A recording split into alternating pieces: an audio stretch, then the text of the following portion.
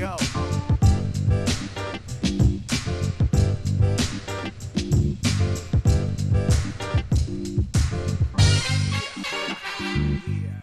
Class action. Nothing personal word of the day for Wednesday, February 2nd, 2022. 4-2s is your day today. And the biggest story that is going to come from the NFL this year, including the Super Bowl, including Tom Brady retiring, was a bombshell lawsuit dropped on not a random Tuesday, alleging that there is racial discrimination from all of the white owners toward the minority coaching candidates in the National Football League. Epic. I want to break it down because this is not sports news. This is business news. This is socially relevant news. This is not just CBS, ESPN. This is every channel covering it. And I want to explain a few things. Most importantly, Brian Flores with the courage to lead a lawsuit. I want to start with him. He is a head coach, a black head coach who was fired by the Miami Dolphins 3 years into a 5-year deal after 2 winning seasons. After he's fired, the Miami Dolphins did a campaign, a PR campaign to make him look not just incompetent, but difficult to work with, not a team player. And everyone was curious why the Dolphins were doing that, wondering if they were trying to save face for making this unbelievably unpopular coaching change. Brian Flores was a candidate for almost all of the head coaching openings this offseason in the NFL, and 9 of 32 teams made coaching changes after this past season. With 3 vacancies still left and pending interviews, a 58-page lawsuit was filed in federal court in the Southern District, which is in Manhattan. So Brian Flores got 2 lawyers together, 2 different firms. One is a large plaintiff's firm, and wrote down why he believes he's got what's called a class action case. A class action is when you believe an entire group of people have been harmed by the same act of another person and or entity. A class action is when you believe that you are starting something that will be finished in court with damages, not just to you, but to everybody who's been wronged. You have to identify those who have been wronged. Brian Flores claims that black head coaches, black head coaching candidates, any black person who's trying to be an offensive or defensive coordinator or a general manager or any position not owner in the National Football League should be a part of this class. And he wants to effectuate change, the likes of which has been attempted by the NFL for years and decades, has been attempted by this country for years, decades, and centuries, but has yet to come to fruition. To say that he's fighting an uphill battle in this class action lawsuit is to give you one of the great understatements in legal history. This is not to say that he is wrong. It's not to say that he's not bringing to life things that are actually happening. And it's not to say that there aren't things contained in this lawsuit that are incredibly relevant to the National Football League and to the integrity of the National Football League. But in terms of a class action lawsuit alleging racial discrimination, he's got a very uphill battle. The uphill battle will start with a judge who will have to certify whether or not this class actually exists. That is a legal step. And my view is that there is no class that actually exists that will be able to prove specific damages. Having 1 black head coach out of 32 may be wrong. It may not be representative, but it does not prove that owners acted, all of them, because he didn't sue 1 team. He sued 32 teams and the NFL. To allege that all 32 teams in the National Football League worked and fomented racial discriminatory practices by the hiring of white coaches, again, it may be true, very hard to prove. But that is not what Roger Goodell is thinking about today. Roger Goodell wants you to think that he's focused on diversity. Roger Goodell, in a statement after this lawsuit was filed yesterday, decided with his lawyers and his PR people that his focus was going to be on diversity and how critical diversity is to NFL and its owners. Roger Goodell wants you to look at the end zones at the Super Bowl and at all other games. He wants you to look at the back of the helmets that players wear. He wants you to look at the phrases and words as a show of proof that not just the NFL doesn't practice discrimination, but the opposite. They're trying themselves to draw attention to discriminatory practices and change them. That's what Roger wants you to think. But you know what Roger's really doing today? Roger Goodell has a team of lawyers and a team of PR strategists, and they're trying to figure out whether or not the other things that Brian Flores is alleging in the lawsuit are true. Brian Flores had an interview scheduled with the New York Giants on a Thursday, and on Monday, 3 days prior, he got a text from Bill Belichick congratulating him on getting the Giants job. Brian Flores responded, "I haven't interviewed for the Giants job yet." And after a little bit of a back and forth, Brian Flores said, "Hey, Bill," and I'm not quoting directly, "Hey, Bill." I could quote directly because it's in the lawsuit that's public, 58 pages. "Hey, Bill, are you talking to Brian Flores or Brian Dable? Because I'm Brian Flores." Bill Belichick responded, "The same thing that you respond when you send a text to the person you're not trying to send it to, and you try to climb through the phone, grab it, take it back, and pray to God. It's like sending an email, then sending up a follow-up email, please delete. How many of you delete an email that you're told to delete before reading it, or a text that you're told to delete before reading it? Nobody. This is confidential. Don't read this. Sent to the wrong person." There's this email thing where you can actually take back the email in an email by saying, "Don't read that." Of course, it doesn't work. Bill Belichick said, "I effed up. I didn't realize it was you. Sorry." And Brian Flores said, "So am I." Brian Flores then went to the interview with the Giants, called it a sham interview in the lawsuit, which has nothing to do with race. It has to do with the fact that the Giants were following protocol of the Rooney Rule, which we've discussed on Nothing Personal, which requires minority candidates to be interviewed prior to hiring a GM or a head coach or a coordinator.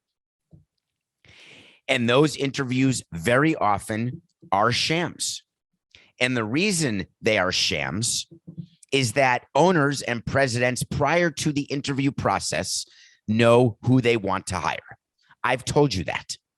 I've told you that in my hiring 15 managers, many of whom were minority, and I made up the number 15, but that sounds right. Maybe it's fewer. Coca could do the count if he wanted. Didn't matter to me what color anyone was. I knew who we were hiring, and I knew that if we were hiring a white person, we had to interview minorities. The exception came in 2004 when we made Jack McKeon our permanent manager without having interviewed anyone else, because Jack McKeon came in as the interim in 2003, replacing the fired Jeff Torborg. We got an exception from Bud Selig. After Jack McKeon, we went on to hire different managers. The point here being, the number of sham interviews that I personally conducted is numerous. And the reason I did it is that I did not want to be subject to a fine or in violation of the Selig rule. There are 32 teams in the NFL who feel the exact same way and do the exact same thing. That doesn't mean that I am racist. It doesn't mean that I discriminate. It means that I hire who I think is best and most qualified to lead my team at that particular moment in that particular year. However, when you blatantly disregard the Selig rule or the Rooney rule, and you don't get prior permission for that blatant disregard, you are going to get in trouble. The New York Giants are being discussed by Roger Goodell right now. He's on the phone to John Mara, telling him that you're going to get fined because we're going to investigate and we're going to have to find you guilty of conducting a sham interview. Get a statement ready because you're going to be fined. It's going to cost you a pick because we cannot let anybody believe that the Rooney Rule has no teeth. I have now outlined the biggest problem the NFL has. They're trying to sell you something that is blatantly untrue, and they're going to double down, trying to convince you that by punishing the Giants, that the Rooney Rule is significant and serious. The next thing contained in the lawsuit that is getting an unbelievable amount of attention is that Brian Flores is claiming that Stephen Ross, during the 2019 season, actually offered $100,000 to Brian Flores for every loss. When I read that, I thought two things. One, that has nothing to do with discrimination. It is not criminal. I guess I could argue, Coca, come to think of it, there could be a prosecutorial entity who could look at what Stephen Ross did and say that he committed a fraud across state lines because I'm sure they had road games. And that could end up in federal court as a criminal conduct. But it's not going to happen. It's not discriminatory. It's not criminal. But it goes to the competitive integrity of the game. Roger Goodell is with his PR people and lawyers saying, what do we do with Stephen Ross? How do we handle the fact that this tanking, which is an issue in football, it's an issue in baseball? When you know a team is tanking, do the gamblers know it? Are the lines that are made for those games reflective of the possibility of tanking? Are the players still trying to win in a season when the team is tanking, but they're just not good enough to win? Is the coach trying to win, but he's not good enough to win? If it is proven, and it can be so easily proven, Brian Flores is on the circuit today. You're going to see him. He started at CBS this morning. Not that. CBS will get very pissed off, Coca. Just cut that and go. Ready? 4-6-69. Brian Flores is on CBS Mornings this morning. He's going to other networks as well. He was asked point blank about the allegation of the $100,000 payment. Brian Flores acknowledged, but there was no follow-up. It's very simple follow-up if you're a journalist and you actually want to get this story. Do you have bank records that show that you received $100,000 for the last 2 games you lost out of 5 at the end of the 2019 season? Do you have anything in writing of a deal, of an extra deal side codicil of your contract that calls for the $100,000 bonus? Do you have bank statements that show any receipt, tax records, filings that show increased income over your contractual amount that's not investment income? Because if you're going to allege that Stephen Ross is telling you to lose, Stephen Ross may very well have owned his last game as the owner of the Miami Dolphins. And that is not hyperbole. The NFL is today worried about money that comes from DraftKings, FanDuel, CBS, ESPN, NBC. And the underlying most critical part of those broadcast deals is that those watching believe that both sides are attempting to win that particular game by the particular spread.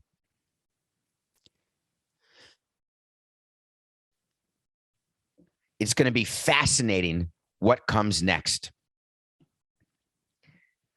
I want to take a minute to step in the shoes, knowing that I can't, to give you a point of view that as a white person, I cannot give with certainty, but I can certainly tell you what I believe other black coaches and black coaching candidates in the NFL may be thinking. I can certainly give you an example of the risks that are inherent in joining a class action suit like this. Brian Flores will not be a head coach in the NFL again. Period. There is not one team that will hire Brian Flores again. You can't sue me and then ask me to hire you. No matter how right you are, no matter how racist a team may be or an owner may be, implicit, explicit, I will not hire an employee who has sued me. I've had plenty of employees sue for wrongful termination, want money. They're not going to be hired by me again. If you stand up and hold hands with Brian Flores, what you are saying is your coaching career is over. So who is likely to do it? How do you go sit with your family and say, I have chosen to become part of history at the expense of the only way I know how to provide for you? Brian Flores has 2 years of his deal left with the Dolphins. He knows very well that he will not coach again. But who is going to be with him? Well, people are rumored saying, why not call Hugh Jackson? He's a perfect example of a former NFL coach who didn't get a second chance. Again, part of the class action lawsuit saying when minority coaches are hired, they're hired with different contractual terms. When they're fired, they're not given a second chance. You can ask Willie Randolph in baseball about that. Hugh Jackson has come out with some comments. And the reason I want to give Hugh Jackson airtime on this show is that I want to make it clear that Hugh Jackson knows going in, he's never going to be a head coach in the NFL. He knows he had his chance. He's at Grambling State right now. But the number of people who would be willing to throw away their careers, in my opinion, is de minimis. Kimberly DeMert, the executive director of the Hugh Jackson Foundation, put out a statement that said, congratulations, Brian Flores, for your bravery. We have records that will help your case. DM me. NFL and NFL Commission knew about this and covered it up. The Browns did this. Paid Brown, DePodesta, and Berry bonus money along with Hugh Jackson to tank in 2016 and 17. Why hasn't Hugh disclosed everything?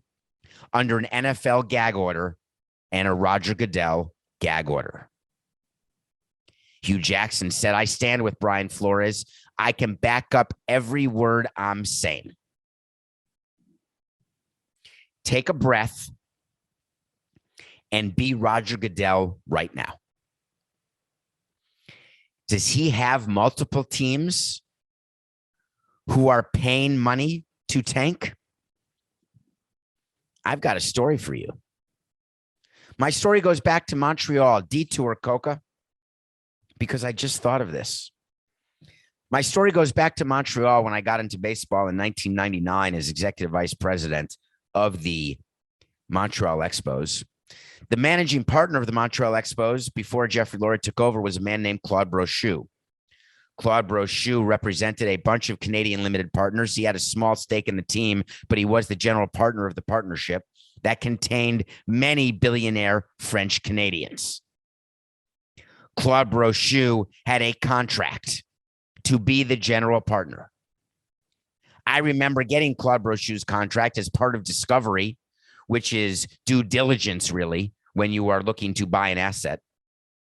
Claude Brochu had a contract that he would get paid bonuses based on the team and its profitability and its cash flow. Do you know what it takes for a team to be cash flow positive? Losing games, having a low payroll. Take a look at the Montreal Expos payroll in 98 and 99 and recognize that Claude Brochu got paid extra money because his team made money because that was in his contract. Does that mean the Expos were trying to win? No. Were they the original tanker? Maybe. Although I would say the Marlins were tanking after they won the 97 World Series. I wasn't there. What does baseball do about contractual provisions that incentivize executives to lose? There's nothing other than a salary floor. But what do you do when you incentivize a coach to lose those games? You pass a rule if you're the NFL that tanking isn't allowed. You can't do that. You pass a rule in the NFL that there will not be compensation tied to performance. You can't do that because compensation is tied to performance on the upside. Coaches get extensions. Coaches get paid more money. GMs get paid more money when their team wins, when that's the directive of the owner. When the owner has directed you to lose and you lose, you've done your job and you get bonuses. How many of you in your jobs get bonuses? You get bonuses for doing what you're supposed to do. For Brian Flores to be told to lose games and not lose them purposefully is insubordination. For Hugh Jackson to have a bonus provision and be told to tank and choose not to lose games is insubordination. For Hugh Jackson not to do anything in his best interest to get those bonuses is downright stupidity. So then the NFL can't address Hugh Jackson or Brian Flores. They have to go higher. They have to go to the owner of the team. But what do you say? What rule in the NFL franchise charter or the Major League Baseball charter was violated by telling your coach to not win games, by incentivizing your coach to not win games? There's no rule anywhere. When I was a part of, not an owner, but president of a team, I saw every contract because I signed every one of them.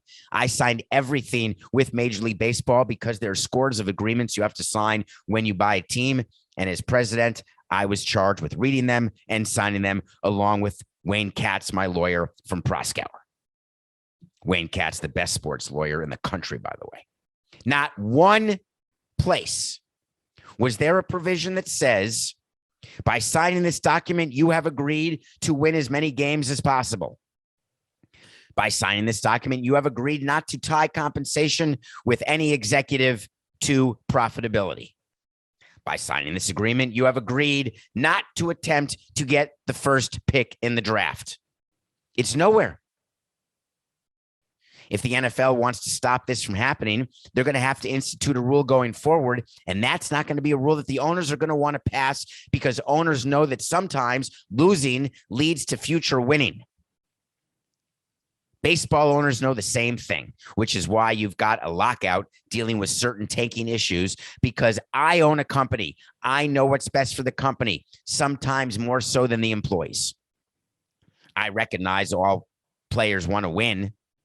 So, well, you know what? I could argue that most players don't care about winning, but I don't want to argue that point, at least not today. But I certainly can argue that Stephen Ross has a problem of his own making that will be dealt with in an ex post facto way after the fact. Could that cause him to lose his franchise? He may fight that if that is the final decision by Roger Goodell and the other 31 owners. But there will be fall men. This is an example where John Gruden was a fall guy for the emails. There will be a fall franchise and a fall owner for what has been alleged in the Brian Flores lawsuit. So Roger Goodell sits there today with his lawyers figuring out, speaking to the Jerry Joneses and his inside circle of owners, figuring out who are we blaming, how are we blaming, and when are we blaming? Those are three separate questions that require three separate answers. When there is a pending lawsuit, you have to be very careful with what you say and when you say it.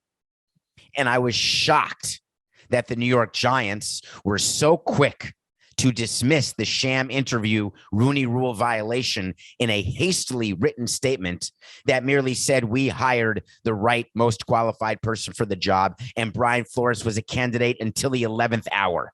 Interesting choice of words, lawyers for the Tish and Mara. What's the definition of the 11th hour? Well, 3 days before. That's not the 11th hour. The 11th hour is another word for the last minute.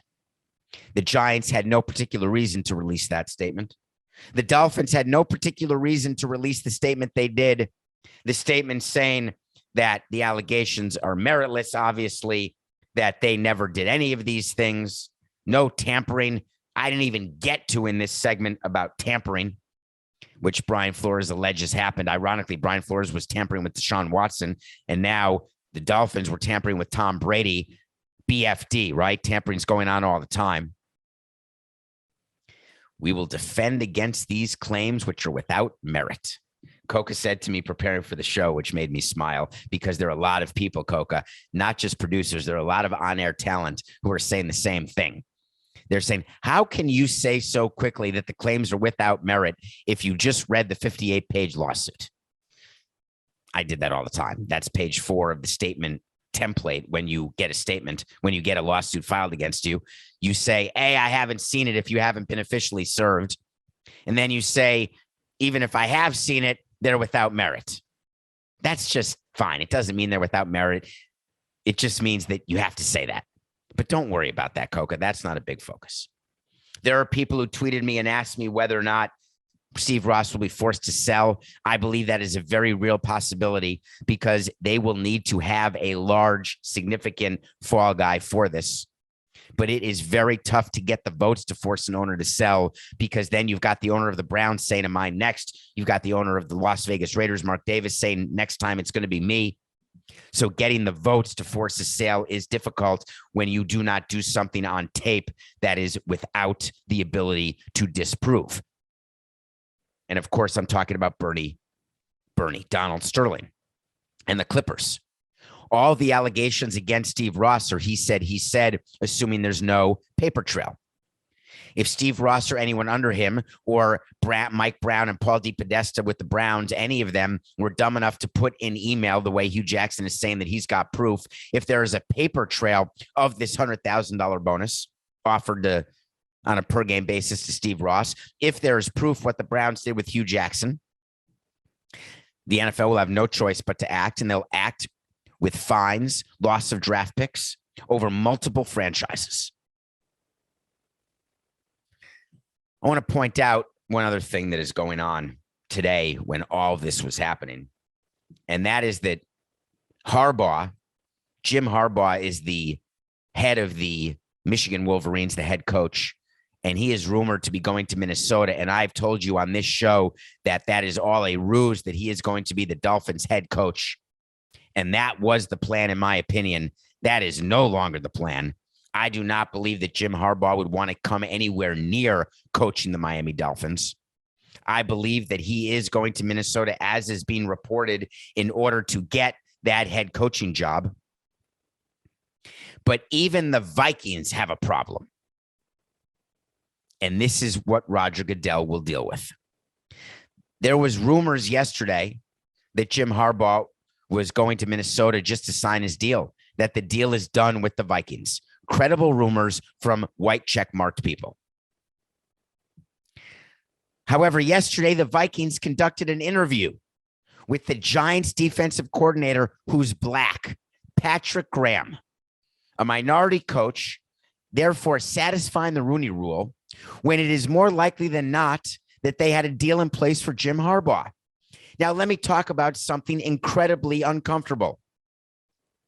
Do you think that the Wilf family, the owners of the Minnesota Vikings, having full intention to hire Jim Harbaugh, will pivot to hiring Patrick Graham or another minority coach because they get a call from Roger Goodell saying we cannot have a white coach hired after this lawsuit has been filed? You must hire a minority coach. Or do the 3 remaining openings go to white coaches, and then that is more fuel to the fire and narrative that minority coaches are underrepresented? It is a no-win situation.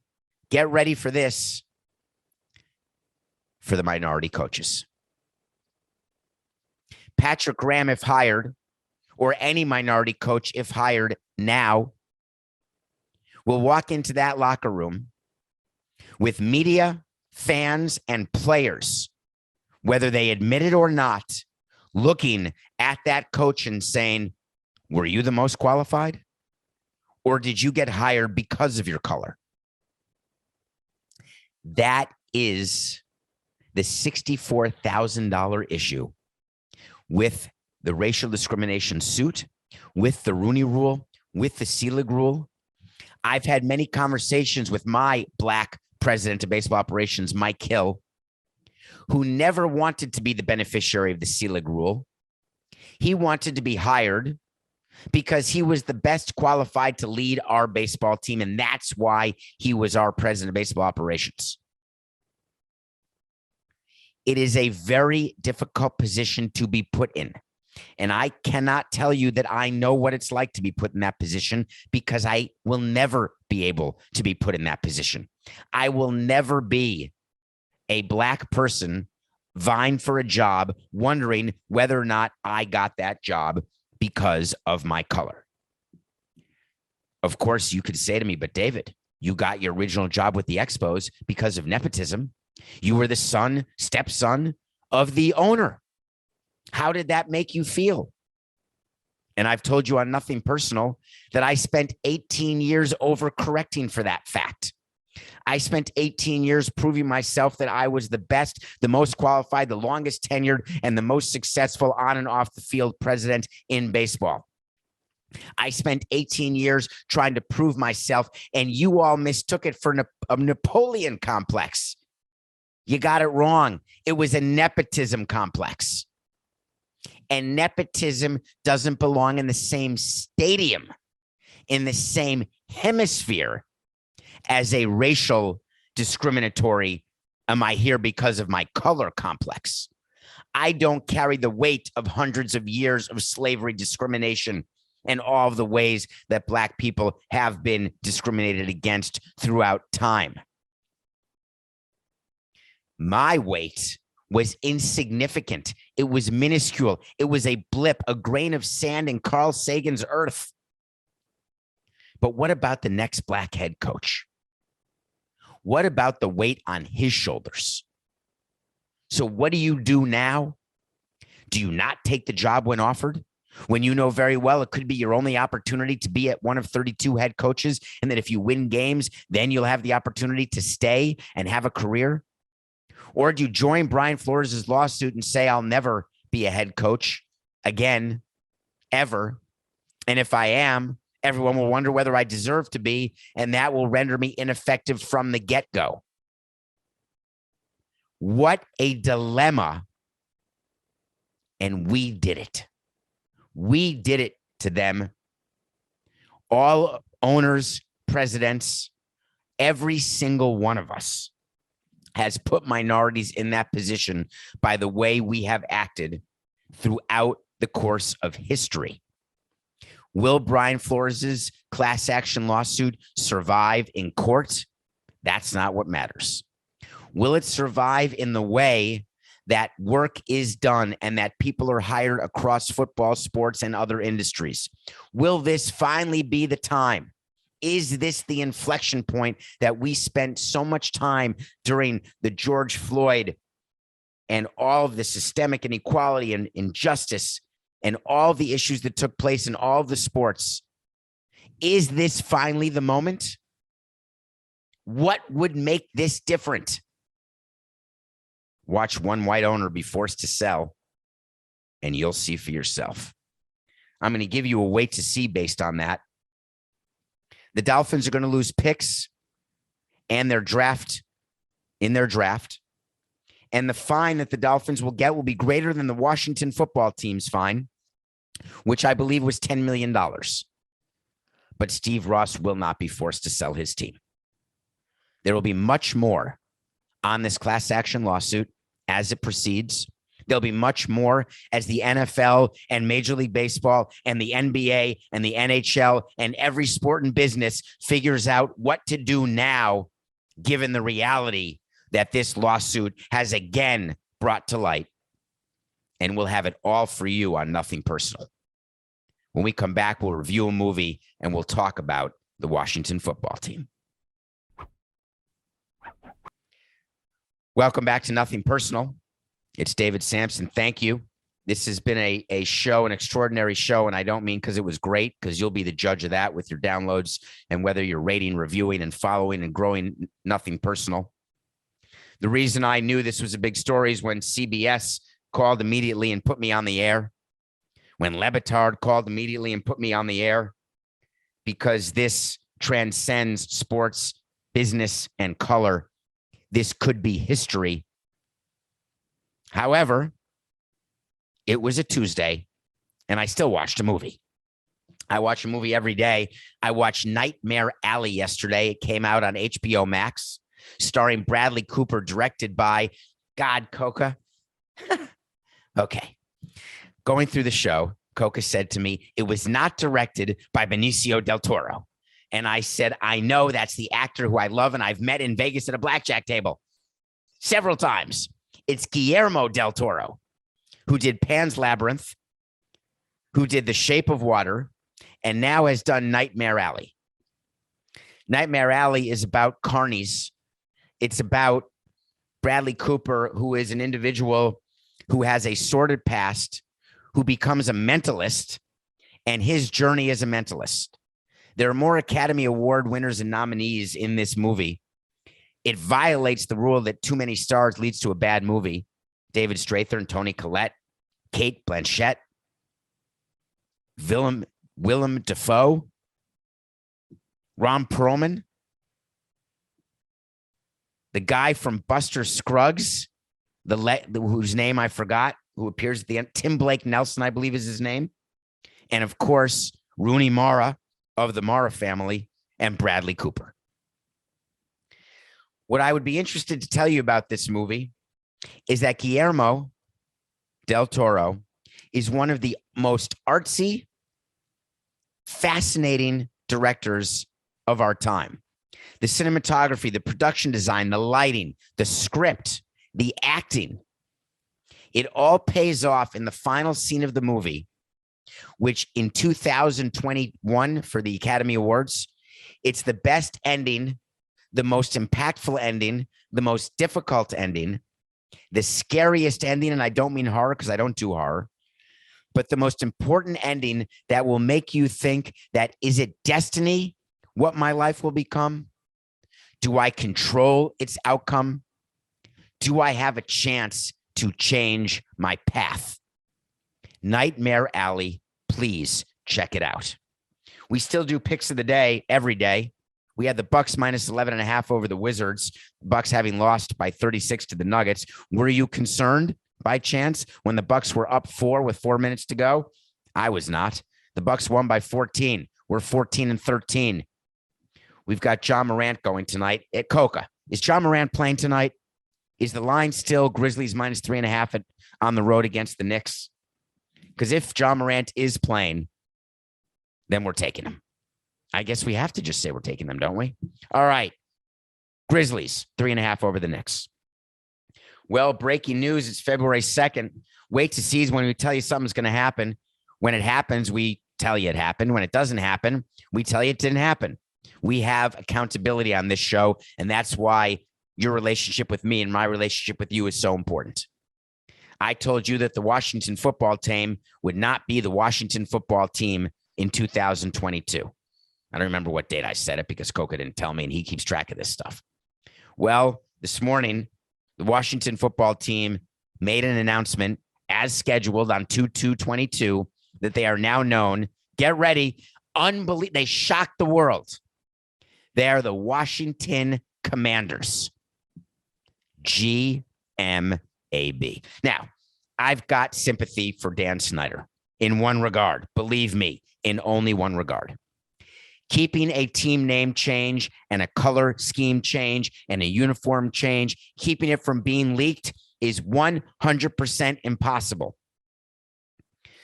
The news that the Washington Commanders were the Washington Commanders was not released by Daniel Snyder today. It was released by people weeks ago when they found commanders.com as owned and operated by an entity that was connected to WFT.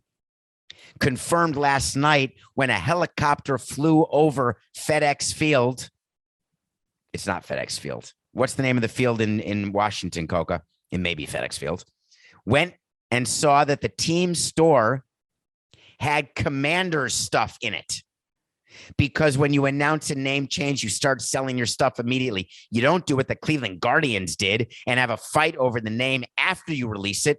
You know, when you release a name that you own it, you've got the domain name ready to go, meaning the website, and you are ready to sell product. In order to sell product, that product has to be made by official licensees. When you are a reporter looking for a name change and uniform change, do you know who your sources are? They're the people who work for those companies, those apparel companies who send you a photo saying, you're not supposed to see this, but this is the new uniform for the football team. This is the new logo for the baseball team. Do you know that New Era had the Marlins cap way before 11-11-11, which is when we became the Miami Marlins? I mean, way before. Of course it got leaked. Do you know that we leaked the wrong hat to try to fool you all?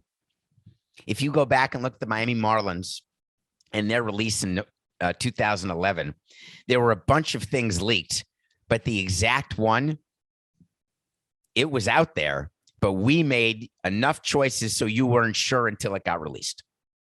There is no way in the world that you can stop discovery of your name.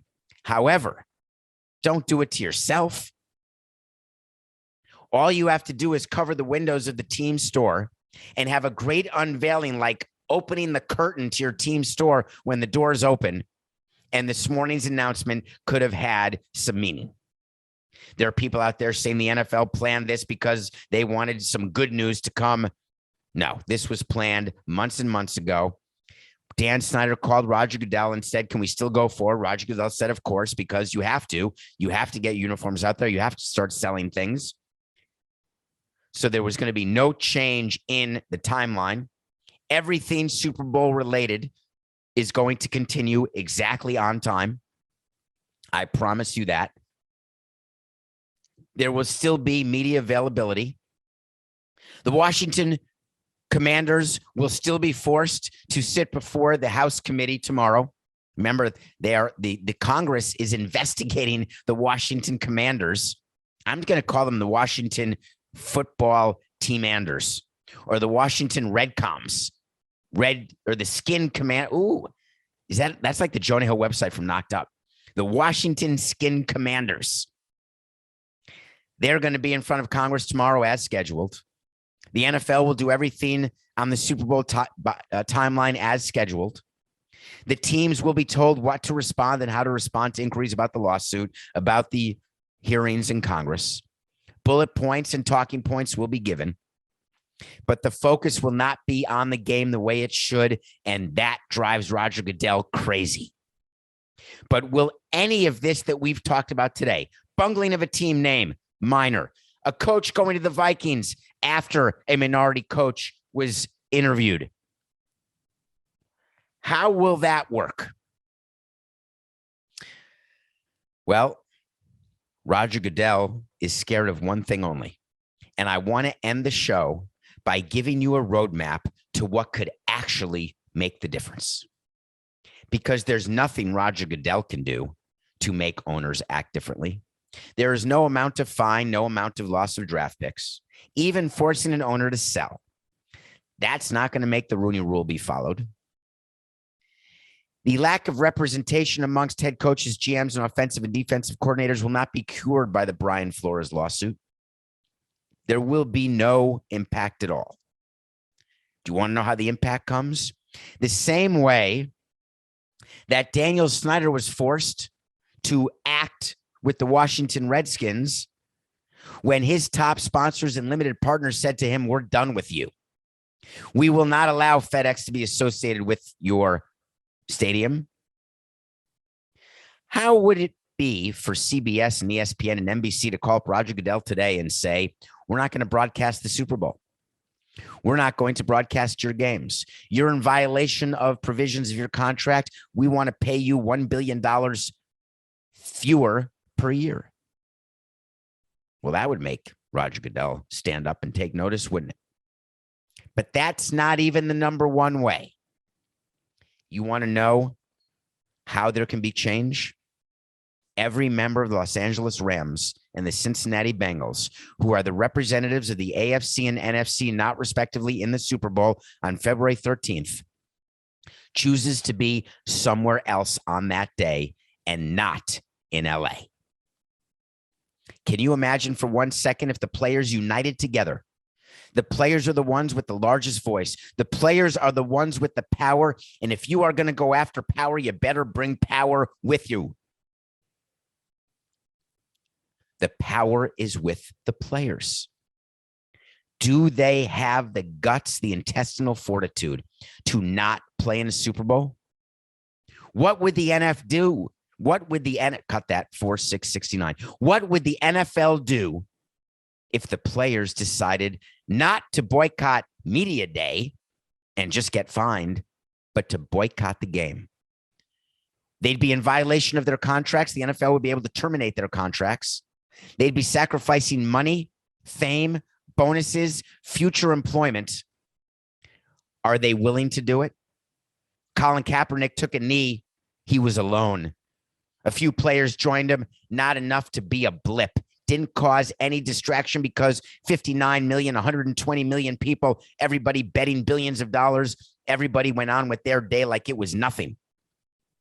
How do you make a difference when you don't let people do what they want to do?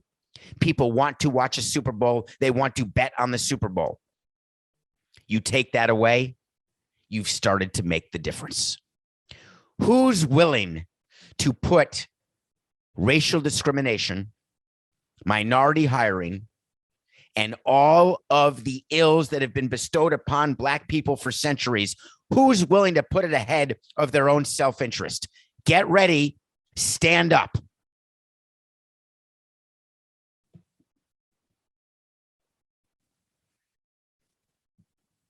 Can you imagine if in under 2 weeks, the NFL and the players decide that at this moment in history, they will put business aside and make this personal? Wait to see.